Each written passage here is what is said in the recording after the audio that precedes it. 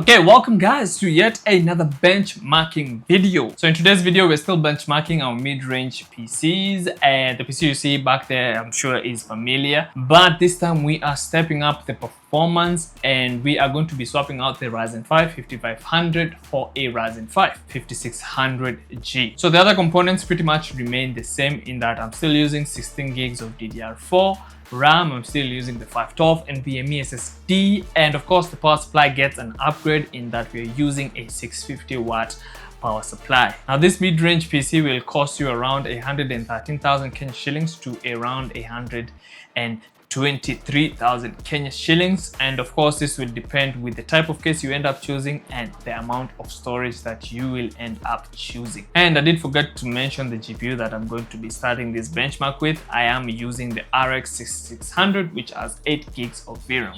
So without wasting any other time, let's jump in to the benchmark. Okay, so now we're in Forza Horizon 5.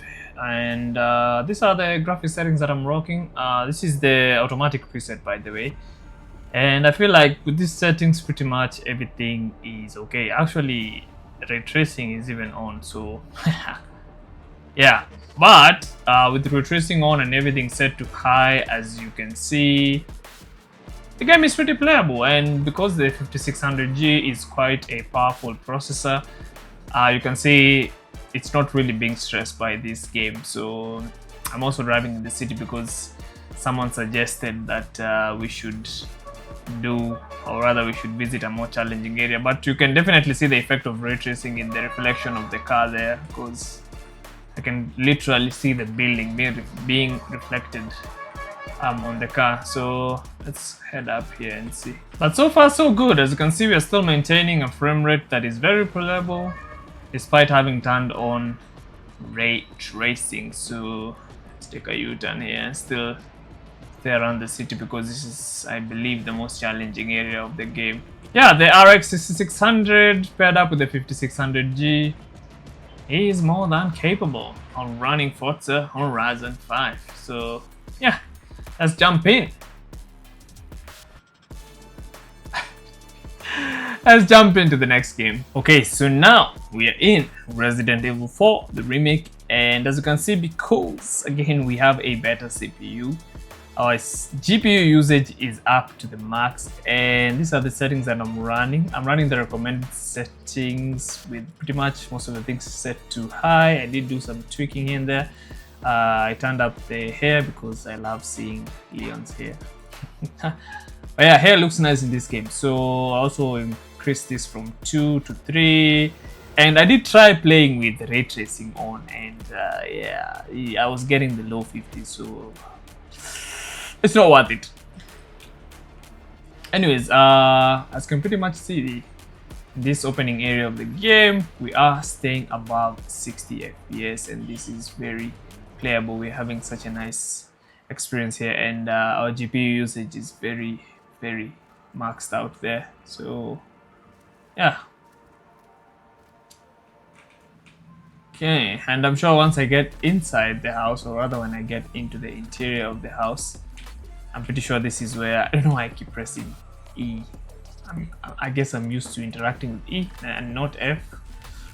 But once I get into the house, as you can see, our frame rate has gone up since we don't have, or rather we're not processing a lot of geometry, and the image still looks nice. And I believe that this CPU, the 5600G, is giving us an opportunity to explore the game at a higher graphics fidelity. So it's crazy how dependent performance is on the CPU as well. So this shows you that you should never skimp on the CPU. And yeah, in this case we are getting such a nice performance. So I believe that the Ryzen 5 5600G paired up with the RX 6600 is more than capable of running Resident Evil 4 with mostly high settings. So let's move on to the next game. Okay, so now I'm in Cyberpunk 2077 and I'm running the game with a medium preset. Now the texture settings is not available here, it's usually available in the main menu,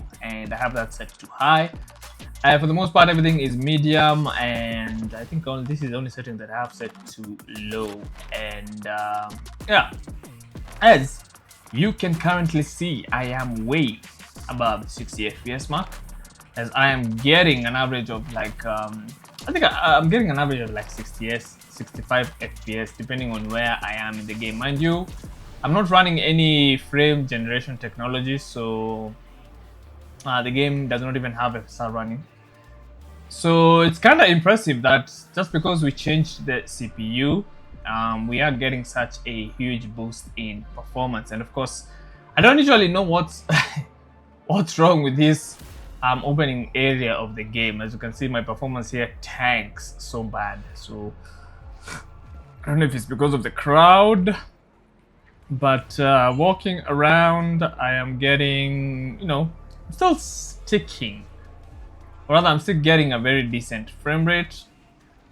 Mind you, again, I don't have FSR, so this is pretty decent. And my CPU usage, interestingly enough, jumped so high in this area. So there's just something off with this area, right? So I don't know, this area is not properly optimized.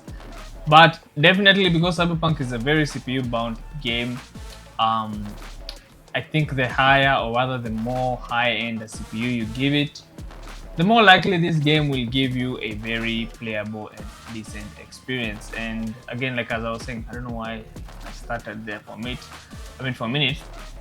As I was saying, if you choose to invest in a better CPU, or rather, not if you choose to invest in a better CPU, if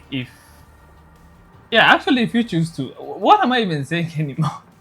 If you choose to invest in a better CPU, then I think CPU-bound games like Cyberpunk here will benefit. And as you can see, my GPU usage is way up there this time compared to last time. I'm even sometimes hitting 90. As you can see, I'm getting some decent FPS. I don't know, it's that opening area or that opening section of the game that I find that is very challenging for most GPUs to run, and I'm even getting 80 FPS in this area. So, it's nice. It's nice that the RX 6600 paired up with the 5600G is actually giving us quite a nice and smooth experience. Oh my god, this building is so tall. Never even looked up. So yeah, this has been the RX 6600 paired up with the 5600G in Cyberpunk. Alright, so now we're in Apex Legends, and we're pretty much rocking everything high. I did have some few things here necessarily turned down a little bit because, yeah, I don't know. I don't think they have any significant visual impact on the image, but as you can see here, I am steadily getting above 100 FPS, and Apex is a tad bit CPU bound, so as you can see here, because now we have a 5600X, we do see some benefit in that our GPU is now, getting fully utilized, which is something that you will observe with most of today's benchmark, in that because you have a better CPU, we have a more, like, we've squeezed in a little bit more budget into our build. We are getting our money's worth in that the 5600G is a nice step up compared to the 5500. So yeah, I'm going to try and get into a fight here. Here there's people here, so that I can at least get a realistic scenario of how this thing will perform. I feel like I've been chasing these guys forever. Okay, I finally found one guy.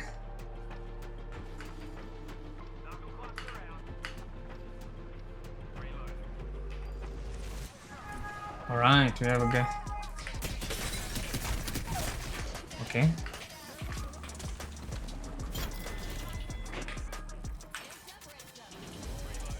I can definitely say, okay, now. Wait, lifeline drones? The lifeline drone follows you now. Okay, it's interesting.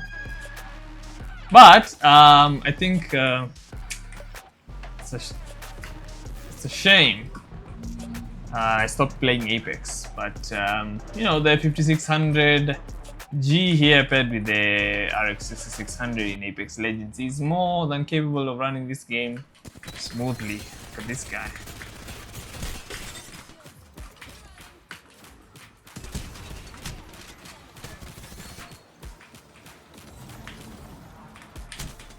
No, come on.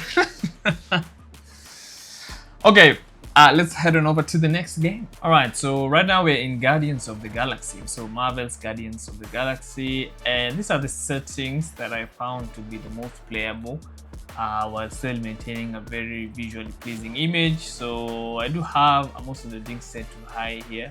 But I did reduce level of details since this opening section of the game is heavy, and I mean, for the most part in this game, you're traversing, or rather you're traveling around areas with dense geometry. So I found that was was affecting performance. So as you can see, there's quite a lot happening on screen. And as you can see in this particular area here, there is quite so much. So my frame rate is not stable around that area. And this is the opening section of the game. And so far so good. This game looks actually very nice. And yeah, it is a visually demanding game, so yeah, but overall it is nice. Also, so another thing, first of all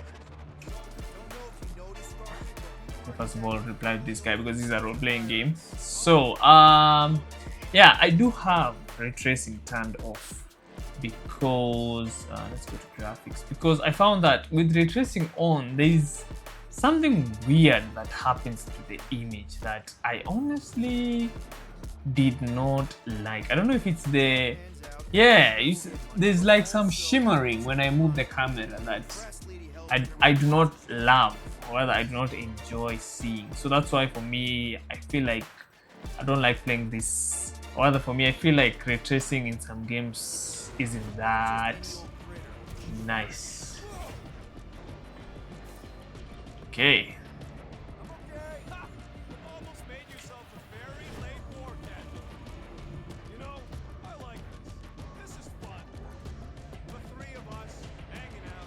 Voice actors of this game, though, are entertaining to listen to.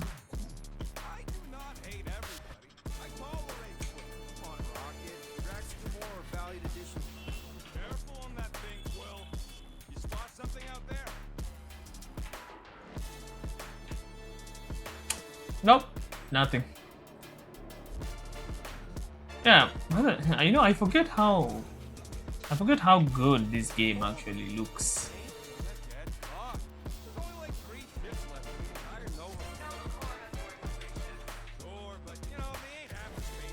Oh, I'm dead.